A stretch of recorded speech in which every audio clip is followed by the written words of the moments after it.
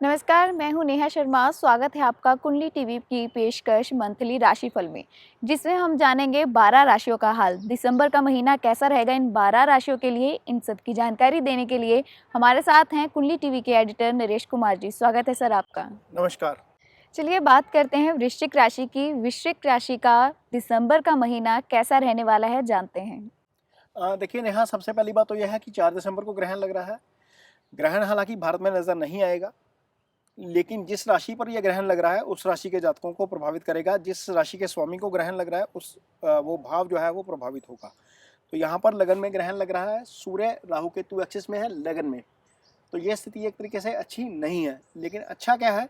अच्छा ये है कि गुरु जो है वो आगे मूव हो चुके हैं। 21 नवंबर को गुरु ने राशि परिवर्तन किया है। तीसरे भाव से गोचर कर रहे थे शनि के साथ, ये अच्छा नहीं था। तीसरे भाव से गुरु अच्छे नहीं फल देते गोचर में, लेकिन चौथे भाव में ठीक है, बेहतर है। तीसरे के मुकाबले बेहतर है, क्योंकि केंद्र की पोजीशन में आ गए हैं। दूसरी अच्छी बात क्या है? लगन के स्वामी मंगल जहाँ पर अस्त चल रहे थे, मंगल उदय हो गए हैं 21 नवंबर को। ये दूसरी अच्छी बात हुई है। तीसरी अच्छी बात क्या है? मंगल अगेन राशि के स्वामी 5 दिसंबर को 12वें से निकलकर लगन में आ जाएंगे, लगन को प्रोटेक्ट करेंगे। ये एक तरीके से अच्छी बात है। लेकिन सूर्य का ग्रहण में आना अच्छा नहीं है, थोड़ा सा ध्यान रखना पड़ेगा। हो सकता है थोड़ा खुद को इरिटेट फील करें आप, उसके ऐसी स्थिति में आपको संयम से काम लेना पड़ेगा, तो चीज़ें आपके लिए ठीक रहेंगी।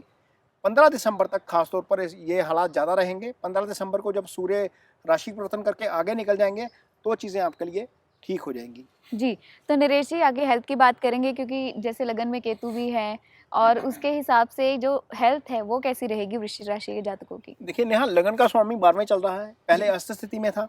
तो हेल्थ जो है वो लगन को ही होती है। मीन्स जो भी कष्ट होना है या कोई राहत मिलनी है तो लगन को ही मिलनी है। लगन का स्वामी 12वें चल रहा है, 12वें में गोचर अच्छा नहीं है। यही छठे भाव का स्वामी भी है। छठा भाव ऋण रोग शत्रु का भाव होता है, वहाँ से अपने भाव को देख भी रहा है। तो एक तरीके से चीज़ें ठीक हैं। लेकिन यदि हम लगन में देखते हैं सूर्य और केतु की स्थिति के साथ उसको इसकी विश्लेषण करते हैं, तो थोड़ा सा दिक्कत वाली स्थिति लगती है, क्योंकि सूर्य ओवरऑल हेल्थ के कारक ग्रह होते हैं। तो यदि ओवरऑल हेल्थ का कारक ग्रह ट्रबल में है, यदि उसको ग्रहण लग रहा है, तो थोड़ा सा हेल्थ को लेकर कंसर्न रह सकता है। खास तौर पर जिनको स्टमक से रिलेटेड इशू है, जिनको सूर्य जिन चीज़ों का कारक होता है, जिनको बोन से रिलेटेड इशू है, उनको प्रॉब्लम हो सकती है। जो लोग गाड़ी ड्राइविंग करते हैं, खुद ड्राइव करते हैं या लंबे रूट के ऊपर ड्राइविंग करते हैं, उनके लिए थोड़ा सा दिक्कत वाली स्थिति है, क्योंकि अष्टम का मालिक भी ग्रहण के प्रभाव में है। तो अष्टम जो होता है वो नेहा होता है सडन लॉस का भाव, एक्सीडेंट का भाव। तो गाड़ी थोड़ा सा धीमे चलाइएगा, उससे थोड़ी सी हो सकता है परेशानी से बच जाएं। और आप अपने सेहत का ध्यान रखिए। जिनको बोन से रिलेटेड कोई भी इशू आ रहा है, वो इसको नज़रअंदाज मत करें। कई बार ऐसा लगता है कि गिर जाते हैं और हल्की पेन है, लेकिन अंदर इंजरी ज़्यादा डेवलप हो जाती है। तो यदि ऐसी कोई स्थिति आती है, तो स्कैन करवाइए, प्रॉपरली ट्रीट करवाइए, डायग्नोस करवाइए, तो चीज़ें आपके लिए बेटर रहेंगी। तो ये हमने जाना कि इनका हेल्थ के हिसाब से कैसे रहेगा दिसंबर महीना। आगे बात करते हैं फाइनेंस की। फाइनेंस के हिसाब से कैसा रहेगा वृश्चिक राशि का महीना? देखिए नेहा, गुरु की पोजीशन जो बदली है, उससे काफ़ी चीज़ें ठीक होंगी। गुरु यहाँ पर चौथे भाव में आ गए हैं, चौथे से सीधा दशम को देख रहे हैं। दशम कर्म का भाव होता है। जब कर्म भाव को गुरु देखते हैं, तो कार्यस्थल पर आपका डोमिनेंस बढ़ता है, आपकी बात सुनी जाती है, प्रमोशन के चांसेस बढ़ जाते हैं। तो जब प्रमोशन होता है, तो निश्चित तौर पर नेहा प्रमोशन के साथ फाइनेंशियल गेन भी आते हैं, मॉनेटरी गेन भी उसके साथ आता है। तो एक तरीके से स्थिति अच्छी है, क्योंकि गुरु पंचम के मालिक हैं, इजी गेन्स के भाव के मालिक हैं। तो आपको हो सकता है कि कम प्रयास में थोड़ी सी ज़्यादा सफलता मिल जाए। यहाँ पर ये स्थिति थोड़ी सी गड़बड़ है कि बुध जो है यहाँ पर आय भाव के स्वामी हैं, और बुध जो है वो जाकर बैठ गए लगन में राहु केतु एक्सिस में सूर्य के साथ। तो ये स्थिति थोड़ी सी अच्छी नहीं है। लेकिन चूंकि धन भाव का स्वामी गुरु जो है वो अच्छी स्थिति में आ गया है, तो पैसे का फ्लो बढ़ जाएगा। लेकिन ऐसा हो सकता है कि आपको थोड़े से अनएक्सपेक्टेड खर्चे जो है उनका सामना करना पड़े। कारण यह है कि मंगल जो जहाँ पर बैठे हैं वो खर्चे वाले भाव में बैठे हैं, शनि की दृष्टि 12वें भाव के ऊपर पड़ रही है। तो कुछ अनएक्सपेक्टेड खर्चे आ सकते हैं। नेहा, खर्चे तभी आते हैं जब पास में पैसा होता है, तो जी। पैसे का फ्लो बढ़ेगा। लेकिन कुछ अनएक्सपेक्टेड खर्चे यहाँ पर नजर आ रहे हैं इस राशि के जातकों के लिए। फाइनेंस की बात को करते हुए आगे बढ़ते हैं और साथ ही जानते हैं कि इनके रिश्ते कैसे रहेंगे, यानी कि वृश्चिक राशि के जातकों के रिश्ते कैसे रहेंगे।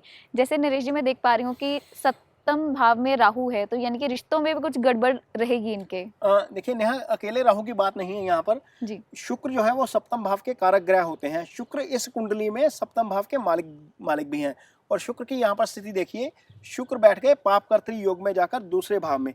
दूसरा भाव सप्तम का अष्टम होता है, तो सप्तम के मालिक का अपने से अष्टम जाकर बैठना और पाप कर्तरी में बैठना एक तरीके से रिलेशनशिप के लिहाज से, पार्टनरशिप के लिहाज से अच्छा नहीं है।